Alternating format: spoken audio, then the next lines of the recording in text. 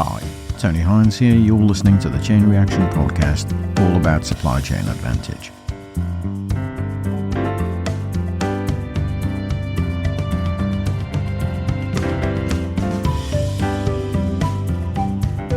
Well, we're going to ask the question today, is lean thinking still relevant? It's a simple question, and it's a question that may not always be asked, but there's an assumption that the age of lean thinking is over. But is that the case? Well, we're going to talk about lean thinking. We're going to look at the history of lean thinking. We're going to talk about what lean thinking did in supply chains. And then we're going to revisit the question that we started with. Is lean thinking relevant today? So stick around and find out more.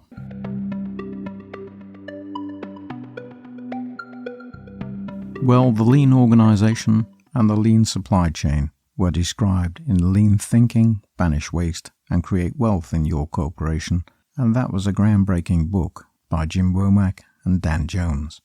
And the book set out a vision to transform organizations operating in mass production to become the lean enterprise. But it went well beyond the factory. Lean thinking permeated all kinds of industries, service industries too, as well as production. And what it drew attention to was the large amounts of waste that were occurring inside most organizations. And it tried to analyze the cause of those wastes and set out to eliminate them. Lean production methods, of course, and lean thinking was developed by the Toyota Motor Corporation in Japan. And they set out 5 principles of the lean organization. Firstly, you need to know what value is. You have to specify the value from the perspective of the customer. So you have to take a customer-focused view of what's happening in the supply chain and look at the value.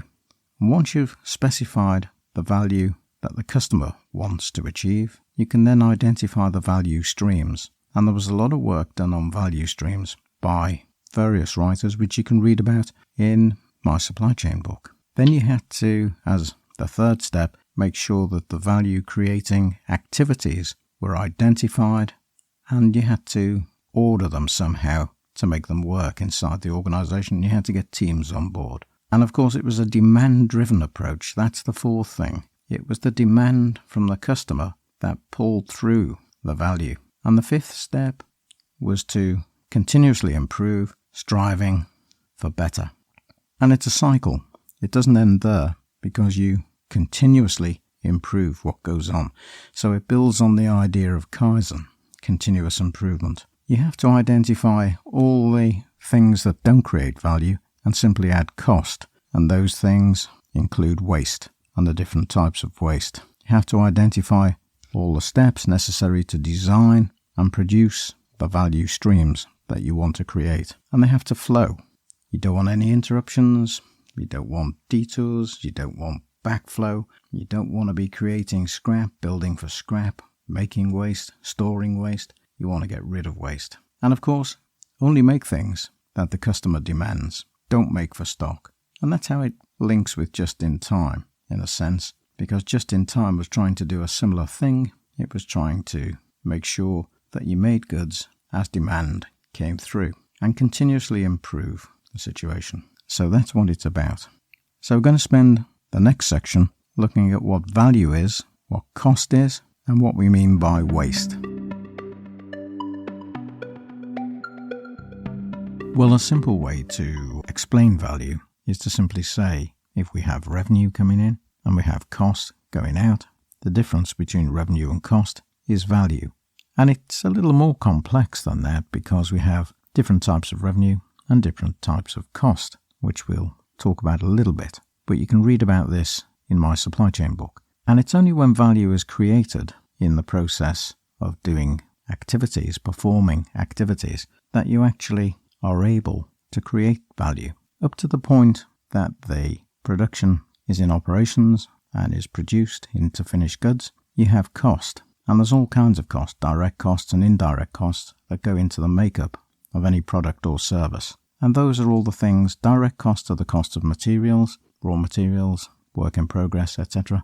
And the indirect costs are all the other things, the overhead costs, the things that aren't directly related to a product, but the costs that you need to incur to keep the business in business. And so that's value in a sense. And that's, of course, how economists define value and, of course, how accountants see value in business. So it's important not to lose sight of that. And everything that you do in a supply chain, up to the point when the customer actually pays for the goods, is a cost. And when the customer pays, the value begins to flow. It covers the cost and it creates profit. And profit is a form of value that's added each financial period to the balance sheet asset value. If you want to go lean, you want to build the lean organization, you have to think lean. And to think lean, you have to set a direction, you have to set targets, and you have to measure performance to see whether the lean thinking and the lean actions that you've taken are actually leading to change. And usually that change is measured by value. It means creating the value for the customer. And you do this by eliminating or reducing cost in everything that you do. And there are 3 types of waste that we think about getting rid of in any organization. And the Japanese have words for this, which are muda, mura, and murai. Many organizations simply just focus on the muda, but we'll say why this is not sufficient. It's necessary, but certainly not sufficient. You need to focus on any waste that doesn't create value. And 7 types of waste were identified by Shigeo Shingo as part of the Toyota production system, and the Japanese called this muda. So the 7 wastes were overproduction, defects, holding unnecessary inventory, having processes that are too lengthy, too costly, inappropriate, having too many movements of goods, excessive transport, too much waiting time in the system, and all unnecessary movement up and down a line, across lines, and so on. And those were all identified as the 7 wastes in the Toyota system called the muda, and they were deemed to be non-value adding to any product or service. And if you look at those things, overproduction is producing too much, too early, having to hold it in stock, causes excess inventory. Defects are often caused by errors in the record keeping that you have, or there's a quality issue, or there's poor delivery, things don't come in complete and on time. And then you hold unnecessary inventory, the just-in-case inventory. Just in case is sometimes appropriate. This is not to say it may not be appropriate, but if you think about purity, just in case is waste, because it might never be needed. So think about it more as excessive storage. And there might be delays in information or products causing cost. And of course, it could end up with a failure of customer service in any case, because by the time you need the just-in-case inventory, it might be out of time or not suitable, not fit for purpose. And then there's inappropriate workflows and processing, using incorrect tools, procedures, complicated systems that don't work. And think simple. How can you simplify the processing? I mean, this all began with Frederick Speedy Taylor on the Ford line, looking at how to cut cost and looking at the processes that contributed cost and value. He knew about these things back in 1910. And then there's excessive transport, wasted time, effort, cost, moving stuff around back and forth. And often people have to wait for things. There's inactive periods in a system where things are just lying around, waiting to be picked up, waiting to be moved to the next operation, and so on. And waiting time adds a lot of cost, doesn't create much value, if any at all. And usually, if there's waiting time, that means you have to store goods, risk deterioration, obsolescence, all those sort of things. And then there's unnecessary motion, and that's poor organisation of the workplace, so nothing flows as it should. Poor ergonomics, and it costs time, because people are moving stuff around unnecessarily. The second type of waste is the mura. Mura is variability, unevenness in the flow. And if you've ever looked at Six Sigma, this is what they're concerned with, this variability in flow. And it was Ono that came up with the idea of asking why. He called it the 5 whys. He was asking, why is this happening? Why is the variability? And that's how people often understand mura, the variability. And often muda is caused by variability in the system. Variability in demand, the way bonuses are attributed to the sales team because they sell more, which causes long lead times and stockouts, trying to sort out uneven flows. So again, Mura is to be avoided. And finally, the murai is what became known as the overburdening of a system. And murai, again, is often due to variability, to this unevenness. And the system gets overburdened. So, for example, if the organization gives a promotional push to goods it sells and it hasn't planned properly for the impact of that promotion, it might find itself running to catch up. And the running to catch up means that you have to push production to the limit. You might have to pay people overtime for extra work that's involved to keep the flow of goods in the system because of the spike caused by the promotion.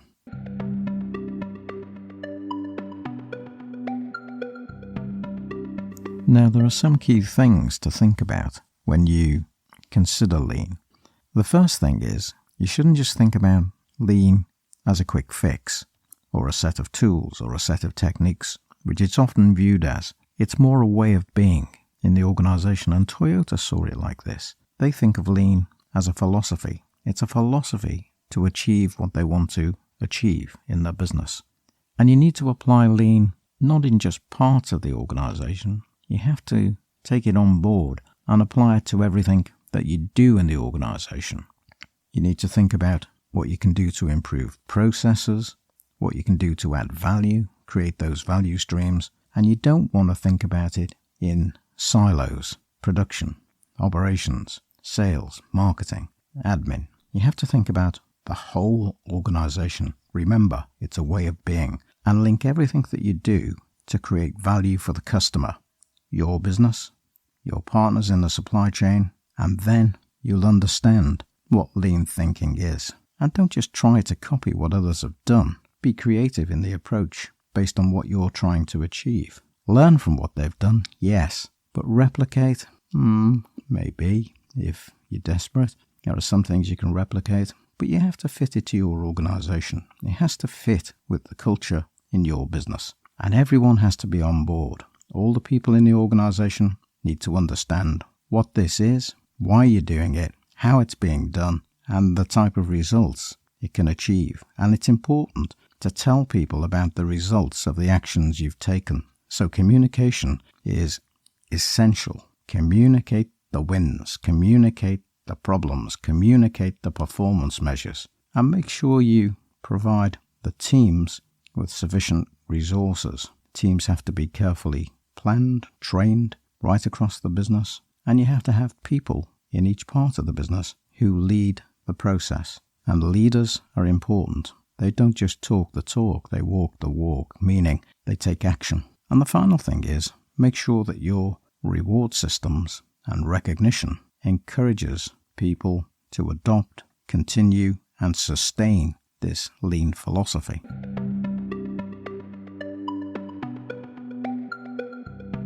Lean thinking and lean action, by its very nature, is a strategic direction setting for the whole organization. It has to be embedded throughout. And by doing this, you're building not just a lean organization, but the learning organization. Because a lean organization is continuously learning how to add value, how to eliminate or reduce cost. And that's very important to understand. It's not just a set of tools, such as plan, do, check, act, although those can be very important and influential inside the parts of the organization that you analyze and are examining to identify value or cost and waste. Quality, cost, value are all enhanced through the ability and capability developed in the organization to fulfill the customer demand. And that's another important benefit of lean thinking and building lean organizations. I've already said that focusing on lean principles is a strategic focus. It focuses on the customer, what the customer is demanding, and how the operation is aligned to serve the customer, both effectively and efficiently. And being effective means getting the goods and services to the right place at the right time with the right value, and being efficient means you do that at the lowest possible cost without compromising any of the other things, quality, value, and fulfillment, to meet those customer expectations. Womack and Jones talk about traditional organisations placing too much emphasis on focusing on the vertical. In other words, what's happening inside the organisation, and not enough time looking horizontally across what is happening outside of the organisation, across the supply chain, across the industry, across the economy. And it's that connectedness that's important in developing lean thinking, and it's in developing the lean organisation. You are likely to achieve benefits by being more externally focused whilst still maintaining internal efficiency. So in other words, you can become more effective externally and still maintain that internal focus to achieve efficiencies. There are also a couple of things to remember about building lean organisations and achieving these benefits. Number one is you're in for the long term. This is not a short-term fix. It's not even a medium-term fix. It will bring some immediate benefits, it will bring some middle-term benefits, but the benefits it does bring are for the longer term in developing the culture of the organisation to maintain this lean and learning organisation. And you will get resistance, because if something goes wrong along the way, there'll be internal political resistance. Some people may not like it when you introduce the ideas, and they may look for the first opportunity to revert to type. In other words, to ditch it and move back to what you were doing previously, the status quo. There might be technical difficulties that you have to overcome, operational difficulties, changing work practices. I mean, the key thing about this change model, moving to a lean organisation, is that it's exactly that. It's a change model. So everything you experience with any type of change is likely to be experienced if you introduce the lean organisation. You have to remember that behaviour is a function of people and the environment in which they operate. So when you introduce change, the behaviour will change. And that's what you want. You want the behaviour to change, but you want it to change and be focused on the lean approach.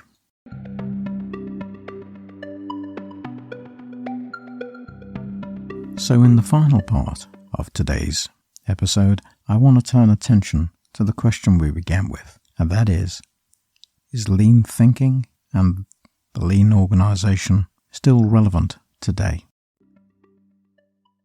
Well, many people have been arguing that we've been through a pandemic in 2020, 21, 22, coming out of the pandemic in 23, and things have changed. And there's no doubt that that's the case. Things have changed. And then we've had lots of disruptions, and that's been caused by all kinds of things related to close downs around the globe due to the pandemic, but also because of the geopolitics that's come into play in the past few years in a more serious way, perhaps, than in previous times. But the question is the lean organisation or the lean enterprise still relevant today? And my answer to this is yes, it's as relevant as ever. Why? Because we still have waste in organisations, despite the changes that have occurred over many years, and some organisations do better at managing waste than others. Lean is important for sustainability, to sustain the planet, so that we're not moving goods around the globe, double handling, double time, creating cost and creating pollution, creating those CO2 footprints larger than they need be. So the answer to the question has to be that lean is still relevant if you take into account the evidence that's available. Should we be holding just-in-case inventory because we have a move towards resilient supply chains? No, not necessarily. Resilient supply chains can still be an aim, but it doesn't mean you have to hold more inventory to do so. You need to plan better, and you need to follow the established lean principles. By establishing a culture of a lean organisation, a way of being, you will be able to manage disruptions better. You won't be stuck with inventory, and it doesn't necessarily mean that you have the lowest possible cost. It means that you have a lower cost than competing organisations. So you can be efficient without sacrificing effectiveness. And that's key to how to manage the supply chain strategically. Now you can read more about all of the things I've discussed today. There are many books on the topic. I'll put a few in the notes to the episode, but you can also begin by taking a look at my book on supply chain strategies, demand-driven and customer-focused. And lots of the ideas in that book would suggest that lean is still as relevant today as it was in the past. But the key, of course, to having a successful strategy to develop a culture for the lean enterprise means that you have to take a longer-term view, you have to be committed to the change, and you have to get everybody on board so that behavior changes and it brings benefits that we've discussed in the episode today. So I hope you found this episode useful, and maybe you will take on some of the ideas in the episode and follow and research further to see if it's something that you want to do in your organisation. And of course, you can always get in touch if you need to find out more, you'd like to know more, or you'd like advice or pointers. And don't forget to drop by the website and see if there are other episodes that can also support you and stimulate your interest in developing that supply chain advantage. I'm Tony Hines, I'm signing off, and I'll see you next time in the Chain Reaction Podcast. Bye for now.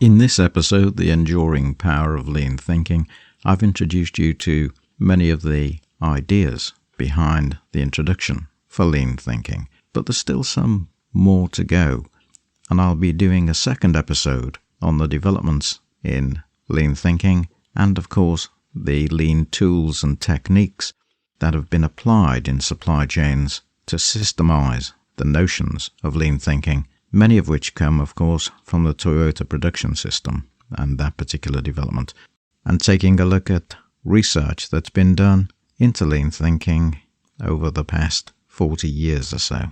So if you're interested in this particular topic, you'll want to pick up Lean Thinking 2, which is coming your way next week. So have a look at that one and have a listen and see how that goes. And if you know other people who are interested in this particular topic, then tell them about the episode and have them stop by and pick it up. I hope you've enjoyed it, and I hope you'll enjoy the next episode too. So I look forward to welcoming you to the Chain Reaction Podcast in future.